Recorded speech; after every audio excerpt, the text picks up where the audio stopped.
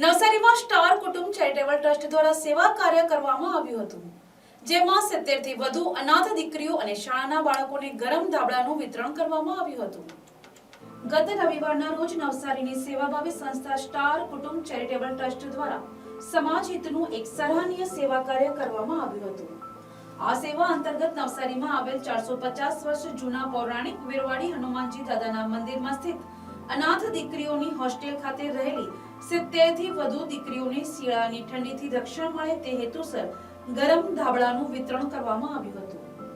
આ ઉપરાંત સુલતાનપુર વિસ્તારમાં આવેલી ગુજરાતી શાળાના બાળકોને પણ ગરમ ધાબળા આપવામાં આવ્યા હતા, જેથી બાળકોને ઠંડીના સમયમાં સહાય મળી રહે.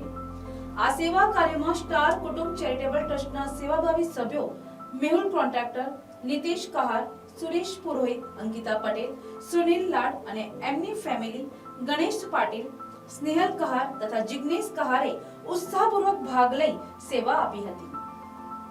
ટ્રસ્ટ દ્વારા જણાવવામાં આવ્યું હતું કે આવનારા સમયમાં પણ જરૂરિયાતમંદ લોકો માટે આવા અનેક સેવા કાર્યો સતત કરવામાં આવશે. આ સેવા કાર્ય બદલ સમાજના વિવિધ વર્ગોમાંથી ટ્રસ્ટના કાર્યની પ્રશંસા કરવામાં આવી રહી છે. Bureau report, NTC news, Navsari.